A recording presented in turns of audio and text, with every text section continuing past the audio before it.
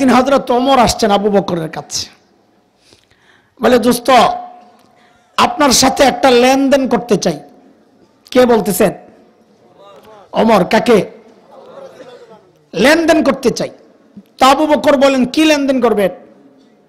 তো ওমর বলেন দোস্ত আমার সারা জিন্দেগির যত আমল করছি সব আপনারে দিয়ে দিতে চাই। আবু বকর পড়ছে চিন্তায়, কিরে ওমর এত ভালো মানুষ, সারা জিন্দেগি আমার সাথে আমল নিয়ে করলো প্রতিযোগিতা, আর এখন বলে সব দিয়ে দিবে? না রে, এনে কোনো গাপলা আছে? আবু বকর মানুষ সরল সোজা, কিন্তু ব্যাকল তো না। আরে বুঝেন নাই কথা? এই যে আবু বকরের ওয়ারিসরা ওলামায়ে কেরাম, চেহারা দেখলে মনে হয় দুনিয়ার কিচ্ছু জানে না, আর পাবলিক মনে করে এই হুজুররা কিচ্ছু বুঝে না, ব্যাকল। আরে গাধা, যার সিনায় কোরআনের ইলম হাদিসের ইলম এত জটিল জটিল মাসআলা, ব্যাকল সে না, তাদেরকে যারা ব্যাকল মনে করে তারা ডাবল ব্যাকল। এক তো নিজের মধ্যে নাই, আরেকটা হচ্ছে যার মধ্যে আছে তারে চিনে নাই। তো কয় ব্যাকল এলো? জাহেলে মোরাক্কাব, ডাবল ব্যাকল, সোজা বাংলা। আচ্ছা মাঝখান একটা ফাঁকে একটা কথা বইলে লই। আমাদের মুফতি দেলোয়ার সাহেব চিনেন নি আপনারা? হুজুরে বর্ণনা করছেন, কাজী রিওয়ায়াত একদম মুত্তাসিল, সনদ একদম শক্তিশালী, কোন দুর্বল রাবি মাঝখানে নাই। ঘটনা হইল মুস্তাফা আল হুসাইনি রহমতুল্লাহ আলাইহির। এই ঘটনার হেডলাইন কি? মৌলবী ব্যাকল হয় না, বলেন না? মোল্লা কি হয় না? হুজুর বসছেন এই হাইওয়ের পাশে কোনো এক জায়গায় রাত্রে খাইতে। তো খাওয়া দাওয়া শেষে তো প্লেটটারে চেটে চেটে খাচ্ছেন সুন্নত তরিকায়। একটা হাড্ডি ছিল, লাস্টে হাড্ডিটারে চাবাইতেছেন বৈশা বৈশা। পাশের টেবিলে এক ভদ্রলোক বসে বসে চা খায়। কি খায়?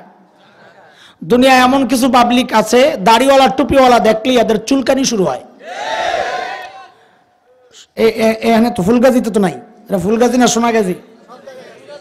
ফুলগাজি। ফুলগাজিতে খালি ফুল আর গাজী, এগুলা তো নাই। তো ওই আল্লাহর বান্দা হুজুরের হাড্ডি খাওয়া দেখে বৈশা বৈশা, আর মনে মনে চিন্তা করে হুজুরের একটু সাইজ করে আই। চায়ের কাপটা হাতে নিয়ে আই, হুজুরের টেবিলের সামনে এসে দাঁড়ায় বলে এক্সকিউজ মি। বলে ইয়েস বলেন। বলে একটা কথা জিজ্ঞেস করতে চাই। বলে করেন না। বলে আপনাদের এলাকায় কুত্তায় কি খায়? ওই যে হুজুর যে হাড্ডি খাইতেছে, অসভ্য হুজুরে কুত্তার সাথে তুলনা করে ফেলাইল। আপনাদের এলাকায় কুত্তায় কি খায়? হুজুর তো বুঝছে হ্যাঁ কি কইতে চায়। দায় মনে করছে এই কথা হুজুরে জিজ্ঞেস করলে হুজুরের চোখের পানি নাকের পানি একাকার হইয়া হুজুর মনে বেহুশ হয়ে যাবে। তাই এত টের পায় না এই যে বিমরুলের ভাষায় হাত দিছে। যেই না জিজ্ঞেস করছে হুজুর আপনার এলাকায় কুত্তায় কি খায়, হুজুর হাড্ডি চাবাইতেছে, এর দিকে তাকায় না, আস্তে করে হাড্ডি চাবায় আর কয় আমগো এলাকায় কুত্তায় চা খায়। এখন কার কান্দন? কে কান্দে? ওই মৌলবী কি হয় না রে? কাসেম নানতুবি রহমতুল্লাহ আলাইহি, নাম শুনছেন নি? আয় আল্লাহ, দারুল দেওবন্দের অন্যতম প্রতিষ্ঠাতা, আজাদ হিন্দ ইংরেজ বিরোধী আন্দোলনের অন্যতম সিপাহসালার, গোটা ভারতের মুসলমান তো বটেই, স্বাধীনতাকামী হিন্দুরা পর্যন্ত যার কথায় ওঠে বসে, এত বড় ব্যক্তিত্ব। দেওবন্দ মাদ্রাসার ঠিক পাশের দেওয়াল ঘেঁষা একটা ছোট্ট মসজিদ আছে যার নাম হলো ছাত্তা মসজিদ। হযরত ওই মসজিদে অবস্থান করেন। ইংরেজরা টের পাইছে, টের পায়া চারদিক থেকে ঘেরাও করছে, হযরতকে ধরবে, গ্রেফতার করবে। হযরত ভিতরে একটা গেঞ্জি গায়ে দেওয়া, একটা লুঙ্গি পরা, মসজিদ ঝাড়ু দেয়, সাদা সিধা জিন্দিগি হারে। ইংরেজরা ভিতরে ঢুকছে, ঢুইকা তো আর হযরতকে চিনে না। তোমাকে মতো ওই ফেসবুকে তো আর ছবি দেয় নাই হযরতের পোলাপাইন, তখন তার ফেসবুক আসিল না। তো ইংরেজরা জানে না এটাই যে কাসেম নানতুবি। মসজিদ ঝাড়ু দেয় দেখা মনে করছে এটা মনে হয় মসজিদের খাদেম টাদেম, কারণ কাসেম নানতুবি এত বড় ব্যক্তিত্ব, এরা মনে করছে পেটটা তো কমপক্ষে দেওয়ান বাকি হুজুরের মতো অদরকার। তো যাই কাসেম নানতুবিকে জিজ্ঞেস করতেছে, আই কাসেম নানতুবি কাহায়? কাকে জিজ্ঞেস করছে? এখন কাসেম নানতুবি যদি বলেন মাই হো, আমি কাসেম নানতুবি, তো ধরা পড়ে। আর যদি বলেন মুঝে পাতা নেই, আমি জানি না, তো মিথ্যা হয়। কাসেম নানতুবি বড় আজীব মানুষ। উপস্থিত জবাব দেওয়ার ক্ষেত্রে, বিশেষ করে মোনাজারা বহসে উপস্থিত প্রতিপক্ষকে লাজবাব করার ক্ষেত্রে তিনি ছিলেন বেমিসাল, তার উদাহরণ ছিল না।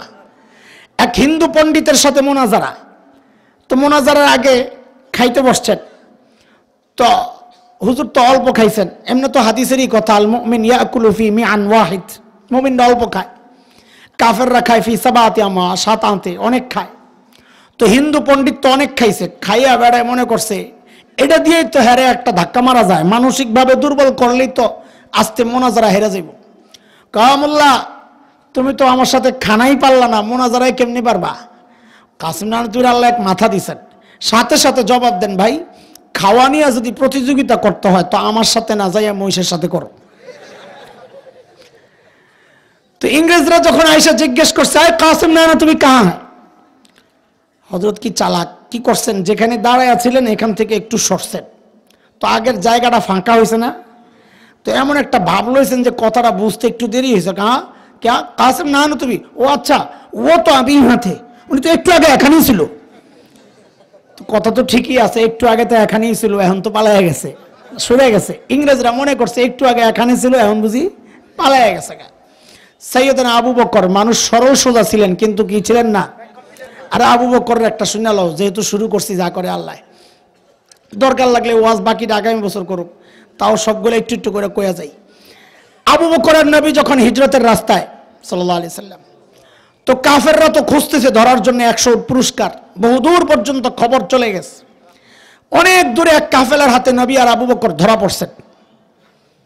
আবু বকর সামনে, নবী পেছনে, কিন্তু তারা আবু বকরেরও চিনে না, নবীরও চিনে না, খালি জানে ওদিক থেকে লোক দুইটা আইবে, ধরতে পারলে 100 ধরছে। ধৈরা আবু বকরকে জিজ্ঞেস করতেছে, মাম্মা আক, তোমার সাথের এই লোককে? এখন আবু বকর যদি বলেন লা আরিফ, আমি চিনি না, তাহলে মিথ্যা হয়। আর যদি বলেনি আমার নবী, তাহলে নবী ধরা পড়েন। আবু বকর কি চালাক, সুবহানাল্লাহ। আবু বকর উপস্থিত একটা এমন জবাব দিলেন, বড় অবাক করা, বলে হাযার রাজুল ইয়াহদিনি, ইনির মানুষটা, এই লোকটা আমারে রাস্তা দেখায়। ইয়াহদিনি মানে কি? আমারে রাস্তা দেখায়। তো এই কাফেররা মনে করছে পাহাড়ি এলাকা, মনে হয় বেড়ায় চিনে না, পিছন থেকে বেড়ায় কয় ডাইনে বামে সোজা, ডাইনে। কিন্তু আবু বকর তো মনে মনে চিন্তা করছেন, হাযার রাজুল ইয়াহদিনি ইলাল জান্নাহ, লোকটা আমারে জান্নাতের রাস্তা দেখায়।